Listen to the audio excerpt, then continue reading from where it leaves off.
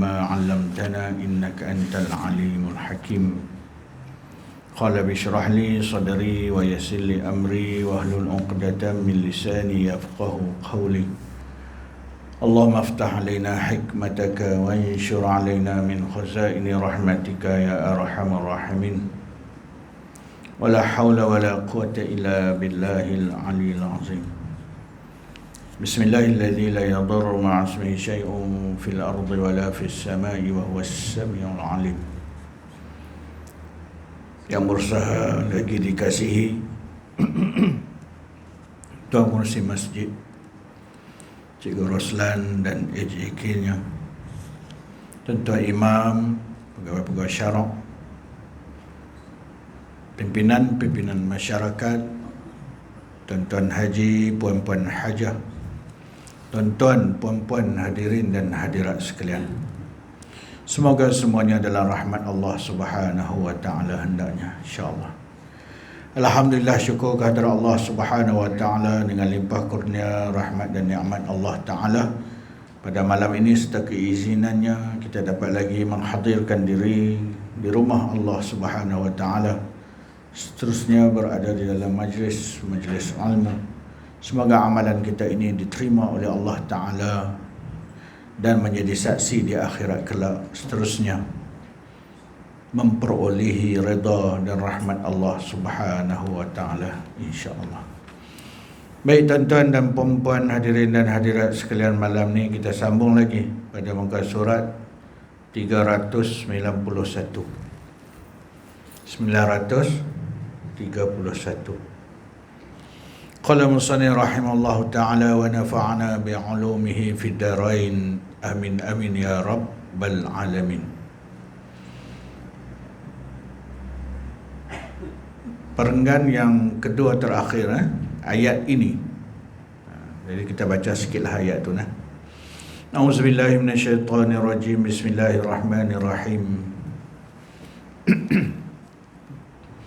فَإِذَا نُفِخَ فِي الصُّورِ فَلَا أَنْسَابَ بَيْنَهُمْ يَوْمَئِذٍ وَلَا يَتَسَاءَلُونَ فَمَنْ ثَقُلَتْ مَوَازِينُهُ فَأُولَئِكَ هُمُ الْمُفْلِحُونَ وَمَنْ خَفَّتْ مَوَازِينُهُ فَأُولَئِكَ الَّذِينَ خَسِرُوا أَنفُسَهُمْ فِي جَهَنَّمَ خَالِدُونَ.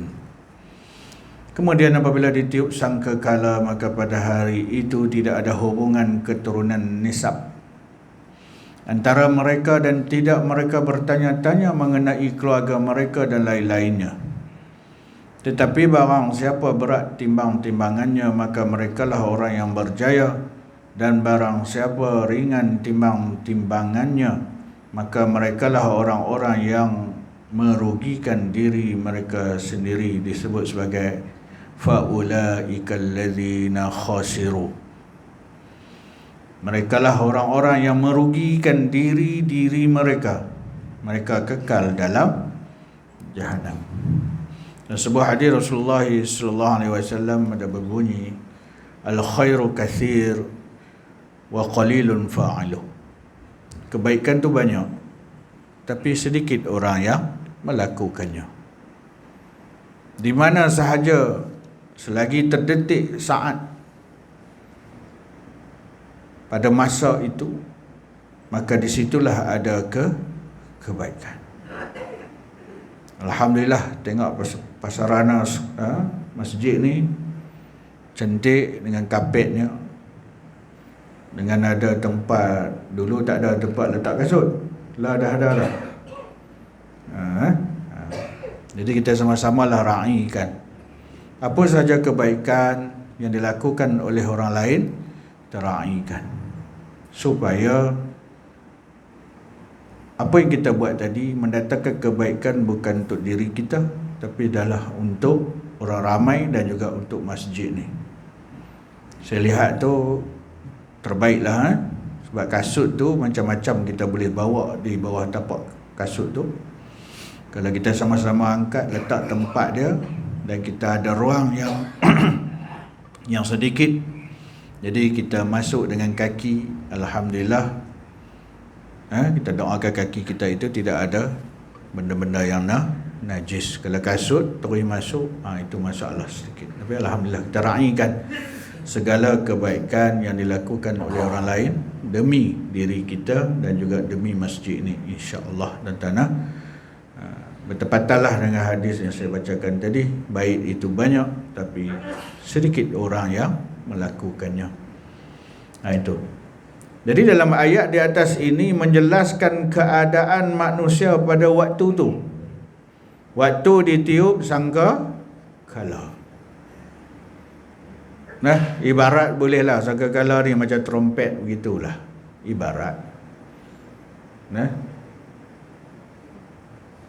tulinnya surah dia, gambaran yang sebenar tu wallahu a'lam.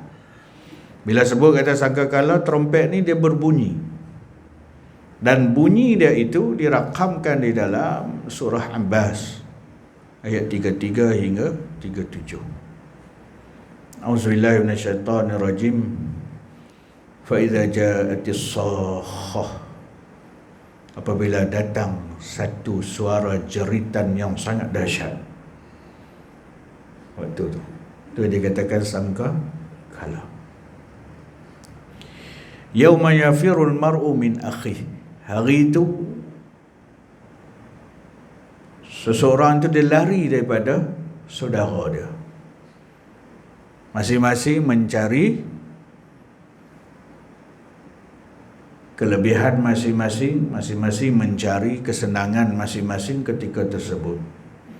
Wa ummihi wa abihi, masing-masing buat kerja masing-masing. Walaupun nampak ibunya, nampak bapanya, masing-masing lari.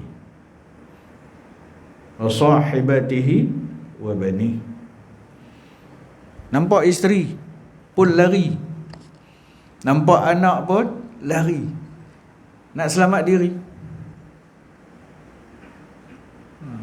Jadi macam mana nak selamat di akhirat? Beramallah di atas dunia.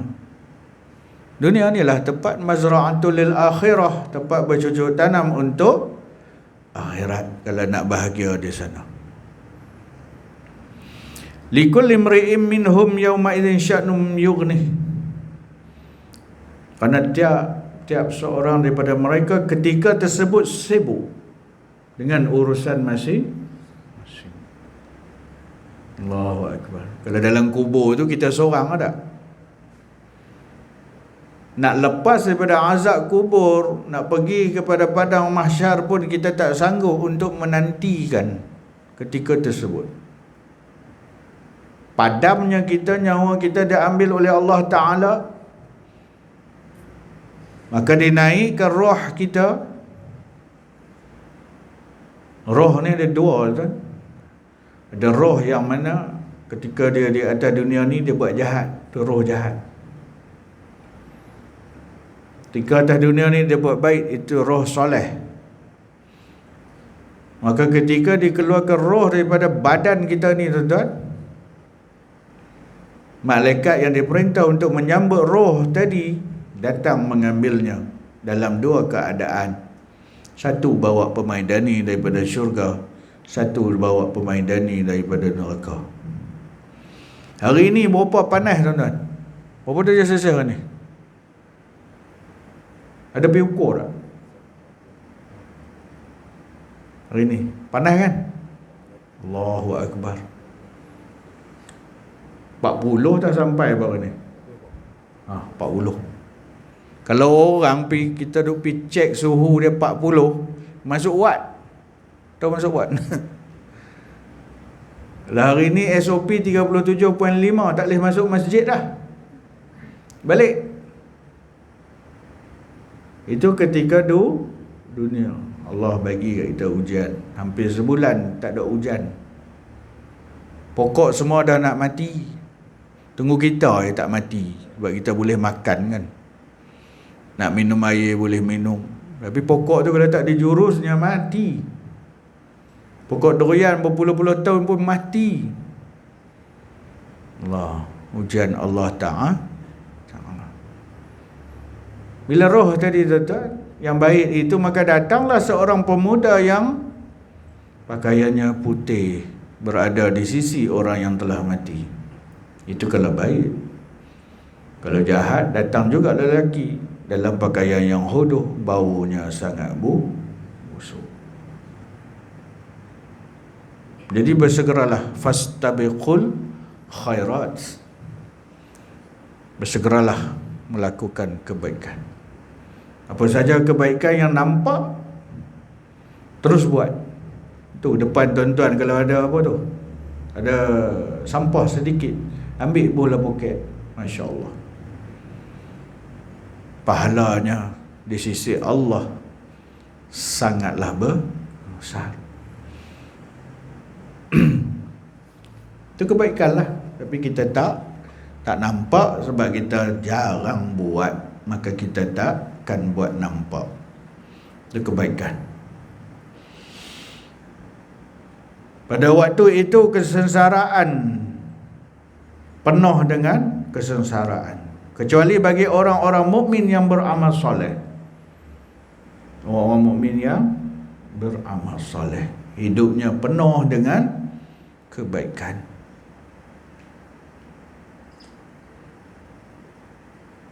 Tambah pula waktu-waktu Covid ni tuan-tuan, orang yang banyak bersedekah, maka baginya ganjaran yang amat besar di sisi Allah Ta'ala. Lebih lagi orang yang amat memerlukan. Ada duit dalam bank 100,000 tapi tak pakai, esok kojol. Tahu kojol? Bukan kajol. Kajol tu pelakon Hindustan. Kojol, mati. Apa gunanya 100,000 tu? Dibanggakan segala harta benda hanyalah di atas dunia. Orang Kalam Balak ni semua kaya-kaya ni. Ada Abang Zul dah gelak, Abang Zul banyak duit. Amin. Amin selalu. Boleh doa, kita boleh sedekah banyak. Baru ni saya tengok dalam YouTube, satu pemuda dia masuk dalam envelope RM50. Banyak envelope dia masuk. Lepas tu dia sedekah dekat orang-orang yang bawa makanan ni, Grab, Panda. Dia bagi seorang satu. Kan? Sebab dia dah dalam keadaan Allah dah tunjuk dah kat dia. Dia kata lagi dia banyak keluar, lagi dia banyak masuk. Itu betul-betul orang dah yakin. Dia dah yakin dah dengan kehebatan sedekah. Kalau orang yang tak yakin, dia duk rasa habis duit aku dah. Hari ni 3.1 tak tabung haji. Hari ni kalau 100,000 baru 3,000. Takkan banyak pun. Betul? 100,000 3,000 betul? Betul. Tak banyak pun lah. Kalau 1,000,000 baru 30,000.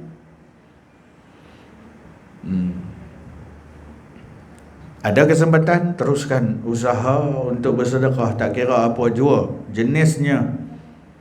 Emma dia jenis wang ringgit ataupun emma dia jenis makanan. Teruskan buat kebaikan.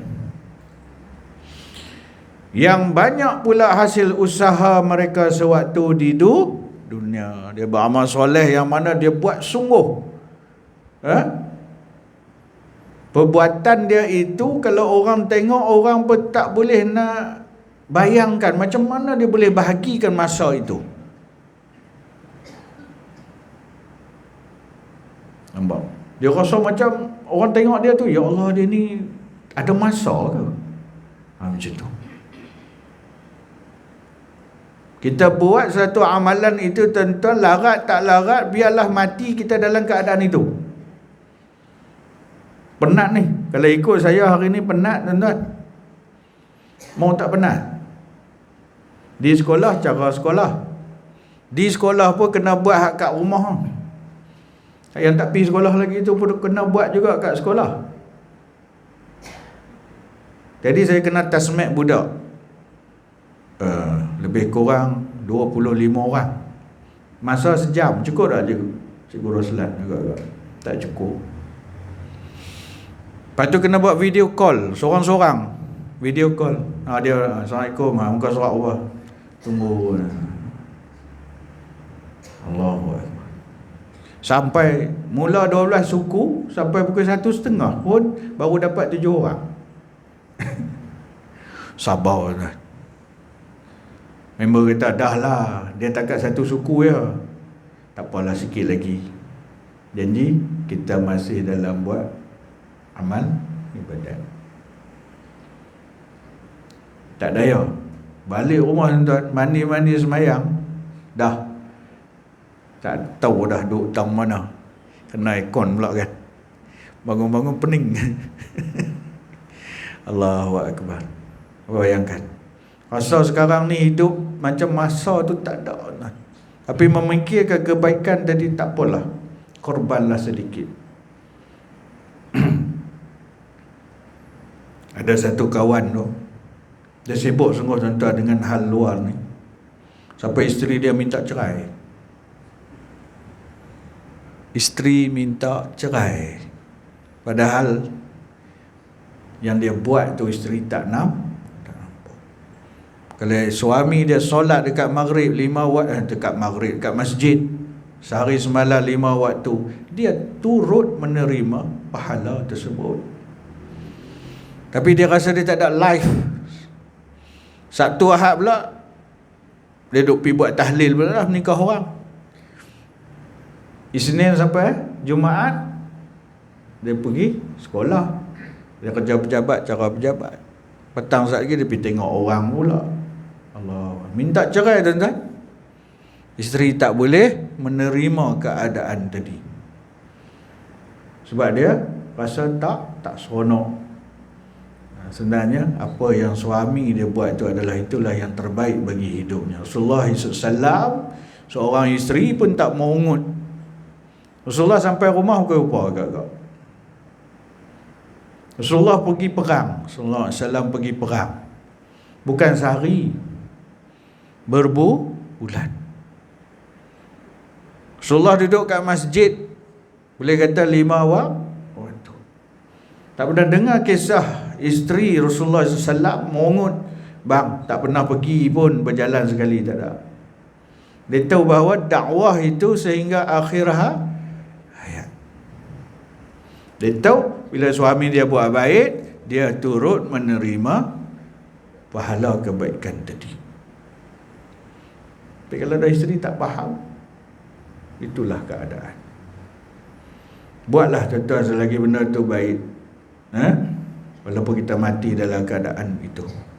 Itulah yang kita nak sebenarnya. Allah makhtim lana bihusnil khatimah. Perakhiran kita minta ke Allah Ta'ala dalam perakhiran yang husnil khatimah, perakhiran yang baik.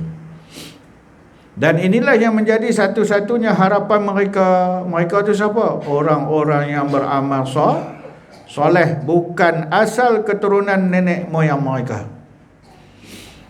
Nenek moyang apa dia nak tinggal kat kita kecuali harta benda saja. Betul tak? Tapi kalau yang hidup itu sayang kepada nenek moyang tadi, harta benda tadi dijual atau diwakafkan atas nama nenek moyang. Jarang kot anak-anak cucu nak wakaf balik atas nenek moyang. Malahan berbalah dan bergaduh serta berkelahi sehingga putus hubungan kerana harta yang ditinggal oleh nenek moyang. Apa guna? Tu, kita dah dighurur, telah ditipu daya oleh syaitan. Menampak dunia ini lebih indah dari akhirat yang kekal abadi. Sebab itu nasab ni hanya sekadar atas dunia. Pangkat, kemegahan hanyalah di atas dunia. Allah tidak pandang harta, pangkat, kekuatan, tubuh badan, kuasa dan sebagainya, kecuali menggunakan kuasa itu ke arah kebaikan, maka baginya kebahagiaan. Hari ini orang ada kuasa, kebanyakan menggunakan di atas nafsu diri sendiri. Rasulullah SAW dalam satu hadis baginda ada menerangkan orang-orang yang lebih utama kepadanya Atau lebih dekat hubungannya dengan dia. Dia tu apa? Allah Ta'ala. Siapa? Iaitu mereka yang bertakwa. Inna akramakum indallahi atqakum. Sungguhnya orang yang paling mulia di kalangan kamu ialah di sisi Allah Ta'ala ialah orang yang bertakwa. Lama dah kita dengar perkataan takwa ni, betul? Betul Bang Bilal kita. Lama dah. Tapi tak buat. Dah rasa nak dekat dengan kubur tu baru dah dia gerak sikit lah. Dia teringat kat kubur. Sebab tuan-tuan, Allah SWT telah memberi kepada kita isyarat yang paling dekat dengan kita. Hari-hari kita dengar orang mati tapi tak pernah ambil yang iktibar. Dekat dengan kita ialah mati. Semalam kat Londang pukul 5 seorang pergi kubur baca talqin, pukul 6 seorang pergi kubur baca talqin, pukul 7 balik rumah. Barulah suap nasi. Malam 2 orang dah kat Londang. Saya duk risau apa? Kubur ya, siap tak siap kubur. Yang pertama tu orang dah sakit lama, tak apalah, kita boleh terima. Tapi yang kedua tu, yang tu sedih sikit lah. Anak dara umur 17, Hafizah 17 juzuk dalam pengajian, mati ketika duduk belajar Al-Quran. 17 tahun. Bila dia sampai di masjid semalam, mak pak dia tak tengok dia lagi. Lama dah tak tengok sebab Covid ni tak boleh pergi melawat. Dan dengar-dengar meninggal. Bawa pergi swasta dah tahu, tolak pergi jihis Melaka. Malam tu inna lillahi wa inna ilaihi raji'un. Tapi dalam keadaan dia tu, pak dia steady, tuan-tuan. Bila buka muka anak dia tu, muka dia saya tengok alhamdulillah putih, cahaya. Dia tengok Allahu Akbar, rezeki dia. Pak dia tengok dia duduk, dia cium anak dia, dia tabah, dia tak keluar air mata, tuan-tuan.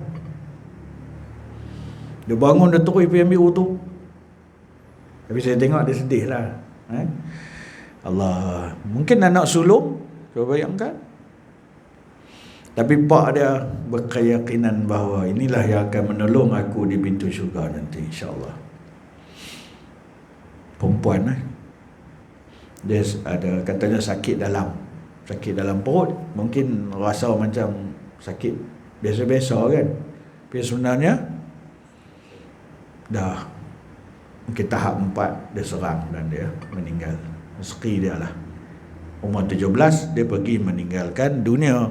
Tapi insya-Allah dia akan dapat kebahagiaan yang kekal abadi di akhirat dalam keadaan dia belajar menuntut kalamullah, ilmu Allah Ta'ala. Semoga 2 orang semalam tu mereka bersama-sama dengan para nabi, para orang yang bahagia di akhirat sana, insya-Allah. Kalau kita dapat tamparan tu lah, macam mana? Anak 17 tahun meninggal kita kuat Tapi Allah dah tunjuk dah setiap hari orang mati. Tapi sekadar halawah telinga mati, biasalah semua orang mati dah. Buah-buah tu pula, biasalah semua orang mati dah kata. Itu jenis degil lah tu. Patutnya ambil tibar, esok aku mati, apakah bekalan yang aku nak bawa di hadapan Allah Ta'ala, itu je. Yang duk sebut biasalah semua orang mati bukan 10 minit. Itu dia. Bila maghrib dah berkemenangan, dia duduk berkumandang, dia duduk di kedai duduk makan lagi. Buat macam biasa mati. Tak, Bang Rembo esok pun mati kan? Bukan besok, nantilah. Besok tu lambat lagi lah. Allahu Akbar. Bukan mereka yang bertalian dengan dia, bukan bertalian dengan keluarga tadi, dengan nasab tadi. Hadis sabda Rasulullah SAW, inna ahla baiti haula'i yarawna annahum awlan nasi bi wa laysa kadzalik, inna awliya'i minkumul muttaquna man kanu wa haitsu kanu. Sesungguhnya ahli rumahku, ini ahli keluarga Rasulullah SAW, disebut sebagai ahlul bait. Ahlul bait. Sesungguhnya ahli rumahku memikirkan bahawasanya mereka orang-orang yang lebih utama dengan aku. Yalah, siapa tak merasakan diri begitu? Betul tak? Macam atas dunia lah, orang bersama dengan orang-orang yang kaya, apa dia rasa? Walaupun dia driver, kita nak jumpa orang kaya tu, kena jumpa driver dulu. Oh, megah tak driver tadi? Megah. Tapi bila dia dah pencen, kemegahan tadi hilang, orang lain pula ambil alih. Tuan-tuan, kalau nak jumpa menteri ni, driver pun dah cukup dah. Bagi kat dia surat. Kan ada kita nak minta sesuatu lah, sebab driver dengan menteri mestilah kamcing, sebab dia driver, menteri duduk belakang. Selalu jumpa dengan menteri, driver lah. Bagi kat dia. Kejap ni, siapa ni Pak Mat? Alah, keluarga. Okeylah. Itu kata tempias. Begitu juga keluarga Rasulullah SAW, mereka menyangkakan bahawa diri mereka pun begitu. Adakah Abu Jahal, Abu Talib masuk syurga? Kalau kira macam tu lah, tak kan? Orang yang memerangi dakwah Rasulullah SAW, bapa saudara baginda sendiri Abu Lahab, tak. Bukan sebab nasab, keturunan dan sebagainya. Padahal sebenarnya Rasulullah SAW bagi takkid, bagi penekanan, sebenarnya tidaklah demikian itu. Sesungguhnya wali-waliku, yakni orang yang dekat kepadaku, ialah orang-orang yang bertakwa daripada kamu. Tidaklah aku pandang siapa mereka dan dari mana mereka itu. Awalan dakwah Rasulullah SAW yang disebut sebagai dakwatani, dua dakwah, bahagian dia dakwah secara sir, dakwah secara sir secara senyap, secara diam, secara rahsia. Yang satu lagi jahrun, secara terang-terangan. 3 tahun Rasulullah SAW menyebarkan Islam. 3 tahun itulah yang banyak ikut dakwah Rasulullah dan masuk Islam adalah orang-orang yang dipanggil sebagai hamba. Yang ramai hamba. Sebut kata hamba ni duduk dalam kepala otak, kulit dia warna apa? Bila kata hitam ni orang apa? Orang Afrika hitam, ataupun orang Badui. Orang asli, orang Arab adalah Badui. Kulit dia hitam kan? Cakap orang hitam. Dia hitam lagi lah, duduk padang pasir. Hak kita duduk ada pokok ni pun panas ni tak kira dah. Yang duduk padang pasir tak ada pokok tu lagilah hitam. Tapi adakah Rasulullah pandang pada hitam tu, aswad tu? Pandang itu? No. Bagaimana Bilal Ar-Rabbah ketika Isra dan Mi'raj Rasulullah sallallahu alaihi wasallam, sepatu Bilal bin Rabah dah ada dalam syurga. Nak bandingkan dengan orang-orang bangsawan, tak ada cerita pun kata boleh masuk syurga dalam keadaan ada contoh-contoh seperti kasut dan sebagainya. Rasulullah tak pandang. Sebab itu Rasulullah SAW bagi tahu kita bahawa tidaklah aku pandang siapa mereka dan dari mana mereka itu, kecuali mereka itu tergolong dalam orang-orang yang bertakwa. Nah itu tuan-tuan. Jadi mulai hari ini kita jangan duk kisah bab siapa, tetapi jika kita memandang perkara itu adalah perkara larangan Allah, wajib pada kita cegahnya. Jangan lagi kita mengambil pendekatan ada mata lihat, ada telinga dengar, ada mulut diam, salah dalam pendekatan dakwah. Pendekatan dakwah ada mata lihat, jika ia baik ikutlah ia, jika ia jahat tegahlah ia.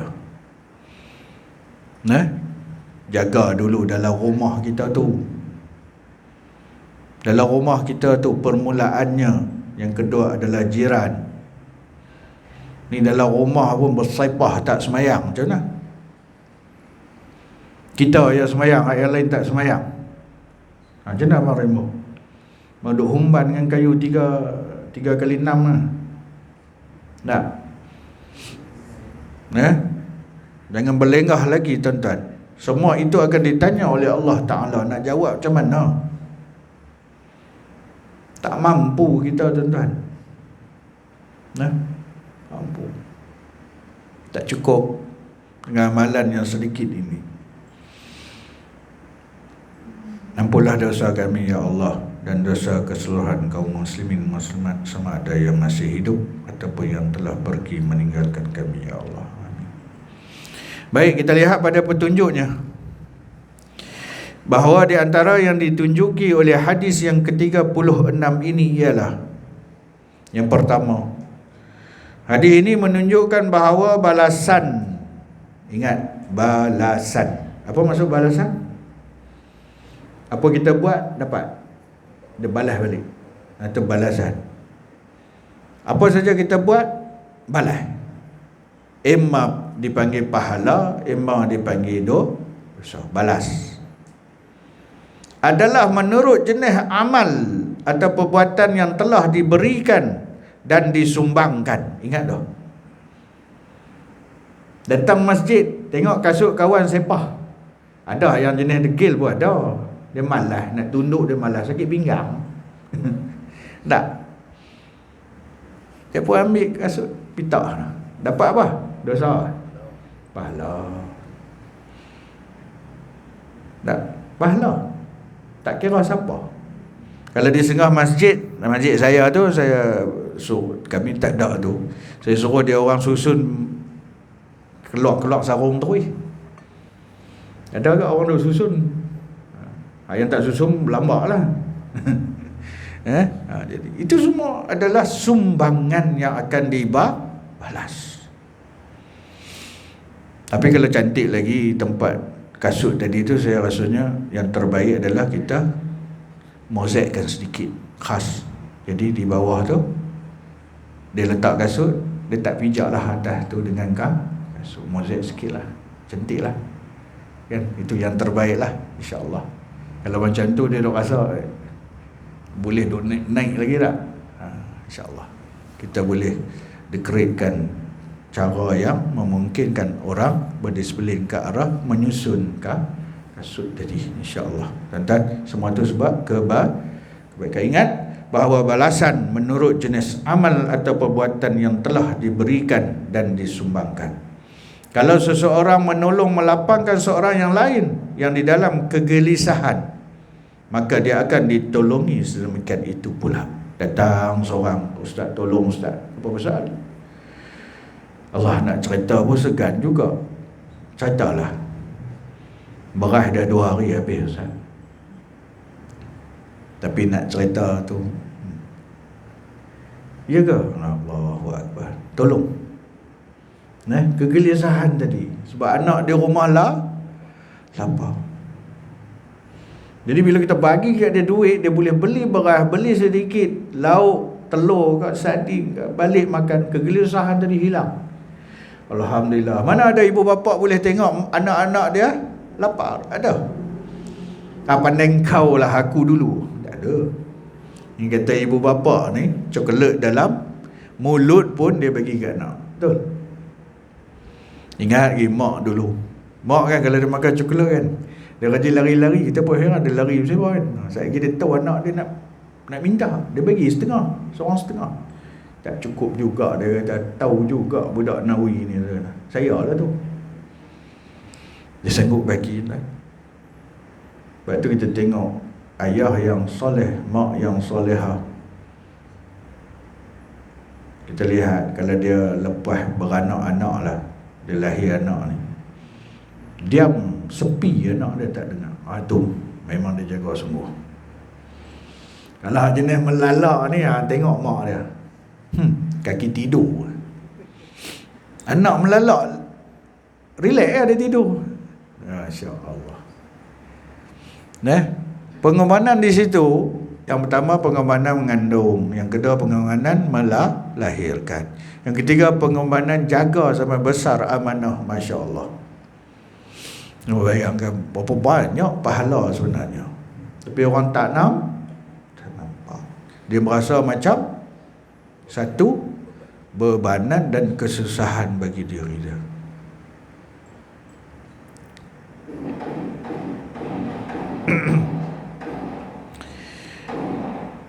Ada, cukup lah, dah bunyi lah. Covid ni tak boleh lebih-lebih, kena saman pula.